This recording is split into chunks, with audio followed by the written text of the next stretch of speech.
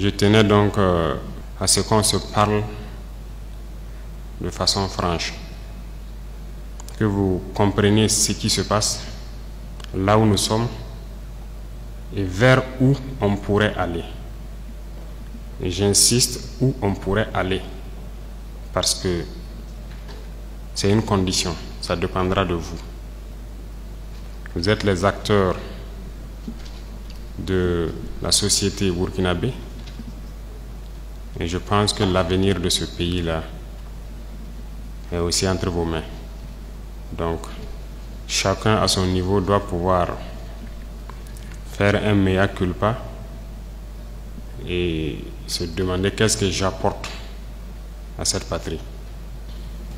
C'est peut-être parce qu'il n'y a pas eu de langage de vérité que les gens ne comprennent pas en fait ce qui se passe. Je parie que beaucoup de gens ignorent sérieusement la situation dans laquelle nous nous trouvons.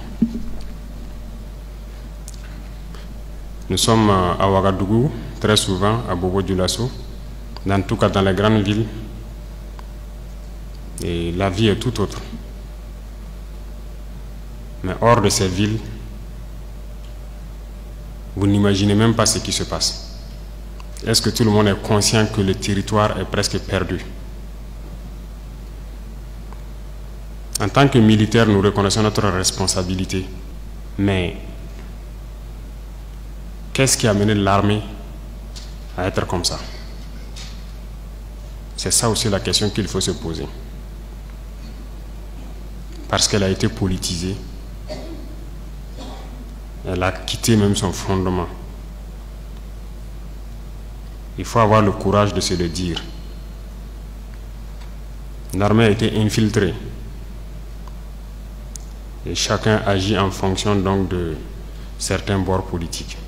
Nous observons depuis très longtemps. Nous combattons et nous observons.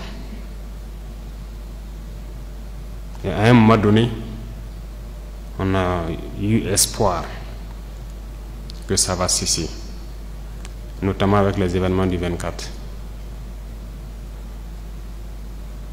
Mais ça n'a pas cessé. Et ça continue. Ces événements du 30 sont arrivés. Je vais vous dire ce soir où est-ce que nous en sommes, où est-ce que nous partons. Et chacun serait libre, à partir de cet instant, de son action future. Soit pour la patrie ou contre la patrie. De toute façon, nous sommes tous dans ce pays.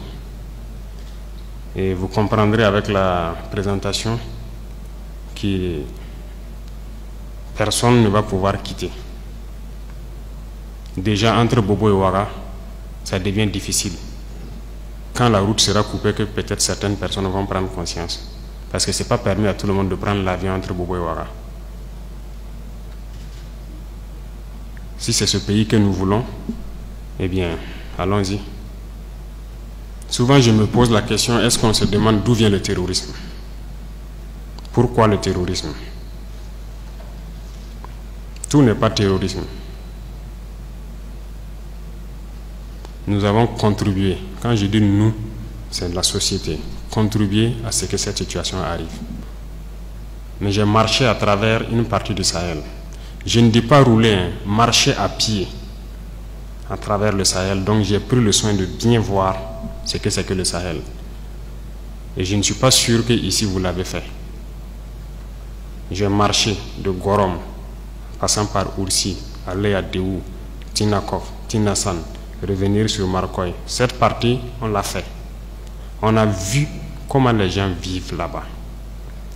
Et on l'a fait, ça vaut 10 ans de cela. Et c'était prévisible que cette situation va arriver. Ça veut dire que c'est nous qui avons créé cette situation, la gouvernance. Il faut qu'on se dise cette vérité. On a tout fait pour abandonner certains peuples à cause de nos intérêts égoïstes. On ne pense qu'à nous. Comme jusqu'aujourd'hui, on voit les gens meurent ailleurs, mais à Ouagadougou, on fait la fête. On n'a aucune pitié pour l'autre. J'ai marché à travers ces zones, je les vois trimballer des bidons, marcher des kilomètres pour aller chercher l'eau. Je les ai vus en train de marcher des kilomètres pour trouver l'eau pour le bétail, et le bétail qui meurt en cours de route. Il n'y a pas de route là-bas. Il n'y a pas de route. Comment même un camion même pourrait arriver là-bas, ne serait-ce qu'avec un peu de tourteau pour que leurs animaux puissent manger? Il n'y a rien là-bas. Qu'avons-nous construit là-bas? Qu'avons-nous fait là-bas? Quel projet de développement avons-nous envoyé là-bas? Est-ce qu'on s'occupe même de leur vie? Rien que simple eau. Qu'avons-nous fait de sérieux dans ces zones? C'est la question qu'il faut se poser. Et le territoire de cette partie, c'est hors de contrôle. Qui en est responsable? C'est nous. C'est nous. Il faut que chacun accepte ça. Nous avons toujours le slogan que c'est un pays pauvre. Vous êtes bien conscient que le pays n'est pas pauvre. C'est parce qu'on est méchant. On est sérieusement méchant entre nous. Les jeunes n'ont rien à faire. On a des terres cultivables. On a de l'eau. Comment on peut ne pas vouloir faire quelque chose pour eux? J'ai vécu à Djibo, avant même le début de la crise. J'ai échangé avec les jeunes de Djibo. La seule route Kongoussi-Djibo, les camions ne viennent plus parce que les ponts datent des années 50 et les camions tombaient. Donc les camions ont décidé de ne plus venir. Ils produisent, en allant à Nassumbu à Bouro, ils produisent la tomate, ils produisent beaucoup de choses. Tout pourri. Ils n'arrivent pas à vendre. Leur marché de bétail, vous quittez Djibo jusqu'à Pétékoli, ils sont là avec leur bétail, ils n'arrivent pas à vendre. Mais vous voulez qu'ils fassent quoi, les jeunes? J'ai écrit un rapport en son temps pour qu'on puisse au moins se réparer cette route. La guerre n'était pas là. Personne ne viendra me dire le contraire. J'étais à Djibo, j'ai vécu là-bas. On n'a rien fait. Rien. Qui en est responsable? Il faut que chacun fasse son introspection et se rende que nous sommes les coupables de cette situation. J'ai fait l'Est. Aujourd'hui, on parle de Mansilla, de Tankwalou et autres. Je vous le répète encore, qui est responsable? Quand un seul fleuve, la Sirba, empêche que quelqu'un quitte Mansilla vers l'arrière en saison pluvieuse, pendant combien d'années on n'a jamais pu faire un seul pont sur la Sirba pour les permettre de communiquer avec le Burkina? Prenez la carte, vous regardez, cette zone est encerclée par un fleuve, la Sirba. Qu'avons-nous fait? Du côté de Tankwalou, j'ai écrit encore un rapport que j'ai remis au haut-commissaire quand j'étais là-bas, pour que les gens fassent pardon pour faire ne serait-ce qu'un pont entre Tankwalou et le reste. Qu'avons-nous fait? Mais posons-nous les questions. Nous sommes responsables du malheur qui nous arrive. Si on ne change pas de manière d'être, ne croyez pas que nous allons être là encore, dans ces salles climatisées à nous regarder. Non.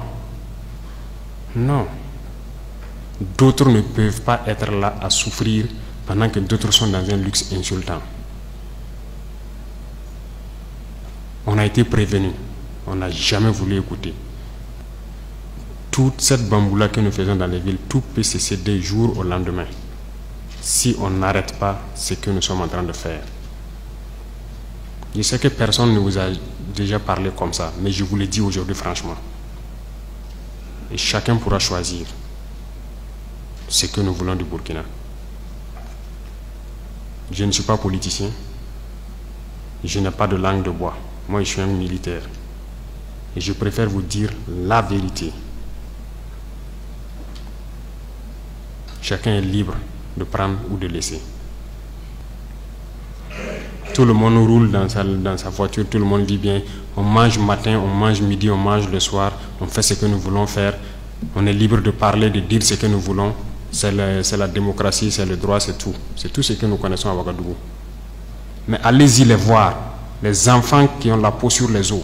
Allez voir les vieillards qui meurent de faim. Allez voir ces femmes qui ne peuvent plus allaiter parce qu'elles n'ont plus rien dans le sein. Allez les voir. Ne faisons pas semblant. Si nos journalistes n'ont pas le courage d'aller sur le terrain et vous ramener ces genres d'images, parce qu'on veut laver l'image du Burkina, je vous dis que c'est faux, ça existe. Quand je vous parle des gens qui mangent l'herbe, celui qui veut contester, je l'amène demain à les voir. Ça continue, ça n'a même pas cessé. Parce qu'on a pu ravitailler certains villages, mais d'autres pas encore, on est toujours en route. Aucun civil ne peut daigner même soutenir aussi avec des camions pour qu'on puisse être solidaire vis-à-vis de ces populations-là. C'est quelle intégrité? C'est quoi l'intégrité? Burkina Faso, c'est quoi? C'est ça qui nous a révoltés. Et on est toujours révoltés. Tant qu'on ne va pas soigner les maux de ce pays-là, on sera toujours révoltés. Pour l'instant, on a pu, dans l'armée quand même, réaliser quelques camions et transporter les vivres avec nos propres moyens, bien qu'on a loué d'autres même ajoutés, vers des populations qui mouraient de faim. Et même dans cette location, j'ai vu qu'il n'y a aucune pitié. Des citoyens savaient que c'est pour aller là-bas, mais ils sont restés sur leurs tarifs. C'est pour dire que la solidarité a disparu au Burkina. Ayez pitié des gens, ayez pitié de la jeunesse, ayez pitié des enfants. Qu'est-ce qu'ils ont fait, ces villageois-là, pour que quand le soleil tombe, eux, ils se retrouvent dans les grottes, dans les arbres, ils quittent le village. Et le matin, ils se pointent, ils regardent pour voir si tout va bien avant de revenir. Ils dorment dans la brousse. Ils ne peuvent pas dormir chez eux. On ne vous dit pas ces vérités. C'est la réalité du Burkina comme ça. On ne voit que nos villes. Nous sommes responsables de ce qui nous arrive. Et nous serons entièrement responsables de ce qui va suivre. Soit c'est du bon ou c'est du mauvais, ça dépendra de nos comportements dans le futur. Chacun n'a qu'à donner le meilleur de lui-même. Et je pense qu'on peut y arriver. Je suis optimiste, j'ai foi. Et Inch'Allah, on va y arriver.